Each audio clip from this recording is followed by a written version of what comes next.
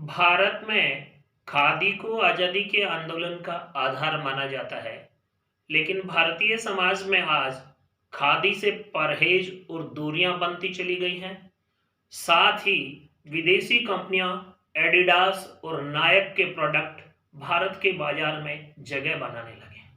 ये स्वदेशी से परहेज और विदेशी से प्यार की मानसिकता भारत के आम आदमी के दिल दिमाग में किस कारण से हुई? कौन इसके लिए उत्तरदायी है? सत्ता में बैठे लोगों ने स्वदेशी से परहेज क्यों किया? नेता संसद में किस ब्रांड के कपड़े पहनकर जाते हैं? अभिनेता किस ब्रांड का विज्ञापन करते हैं? भारतीय जनमानस उसका अनुसरण करता है। मोदी जी ने 8 साल में प्रयास किया है कि खादी की महत्ता बढ़े, देश में सब रोजगार बढ़े, लेकिन फिर भी ब्रांडेड कपड़ों ने और ब्रांडेड कंपनियों के विज्ञापनों ने भारतीय जनमानस को दिग्भ्रमित किया है।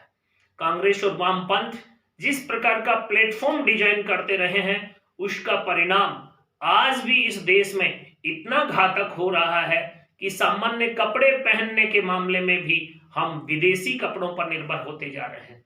आज हमारे देश में खाद्यान्न के क्षेत्र में या फिर कुल मिलाकर के भारत के एंटरटेनमेंट के मनोरंजन के जो साधन थे, उनमें भी विदेशी कंपनियों पर निर्भर होते जा रहे हैं।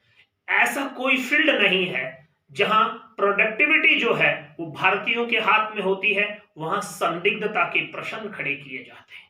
आप और हम जानते हैं पतंजलि को जिस प्रकार घेरने की कोशिश की जा रही है, जिस प्रकार अंबानी और अडानी को कटघरे में खड़ा किया जा रहा है, जिस प्रकार से बिरला और टाटा को परंपरागत रूप से चोर बोला जा रहा है, इस देश के संचालन में सर्वाधिक टैक्स देने वाली कंपनियां जो स्वदेशी हैं उन पर प्रश्न चिन्ह खड़ा करना, विदेशी कंपनियां, फिर चाहे वो कोको कोला हो, पेप्सी हो, नेस्ले हो, ब्लू बर्ड डार्ट हो, डीएचएल हो, मैगी हो, आईटीसी हो, हिंदुस्तान यूनिलीवर लिमिटेड हो, हर प्रकार की एडिडास हो, नायक हो, सब कंपनियां एक्सेप्ट की जा रही है। सारे सवाल भारतीय कंपनियों पर खड़े किए जा रहे हैं।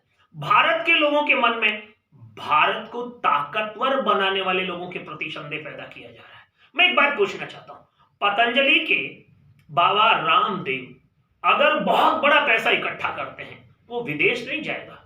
बाबा जब दुनिया से जाएंगे तो पैसा यहीं इसी देश में छोड़कर जाएंगे। लेकिन ये जो विदेशी कंपनियां हैं, ये हर साल बहुत बड़ी मात्रा में भारत से पैसा कमाकर विदेश भेज रही हैं। उनके बारे में हम बिल्कुल चिंतित नहीं है। हमारे देश का धन विदेश में जा रहा है, उसकी हमें परवाह नहीं है, और हम अपने ही लोगों को हतोत्साहित करें, हर्ट करें, उनके खिलाफ कमेंट करें। ये कैसी राष्ट्रभक्ति है? आप और हम जानते हैं इस विचारधारा के जो लोग हैं, जो लाल झंडा लेकर समाज में बड़े बड़े नारे डिजाइन करते हैं, जेएनयू जैसे विश्वविद्यालय में पढ़कर जहां अफजल हम शर्मिंदा हैं, तेरे कातिल जिंदा है के नारे लगाने वाली विचारधारा के लोग 1962 में जब भारत चीन का युद्ध हो रहा था, एक तरफ हमारी सेना संसाधनों के लिए संघर्षरत थी, दूसरी तरफ यही लाल झंडे वाले इस देश में चीन के लिए चंदा इकट्ठा करके भेज रहे थे। इस मानसिकता के लोगों को हमें आज भी पहचानना होगा।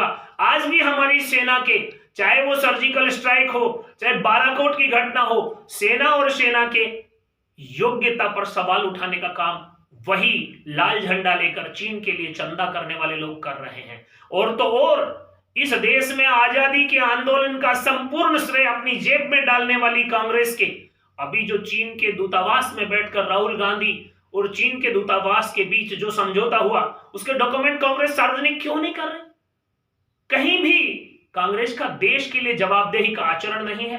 अभी ताजा घटना में अडानी के खिलाफ जिस प्रकार का षड्यंत्र चला, जिस प्रकार की अमेरिका की एक प्राइवेट कंपनी ने अडानी को चैलेंज किया है कि अगर हम गलत हैं तो हम पर अमेरिका के कोर्ट में आकर केस करो, यह इस बात का पटाक्षेप है कि यह सोची समझी रणनीति के तहत किया गया आचरण है, और उस आचरण को हवा देने का काम यही वामपंथी और कांग्रेस विचारधारा के लोग संसद में कर रहे हैं। देश की जनता को गुमराह करने की कोशिश कर रहे हैं।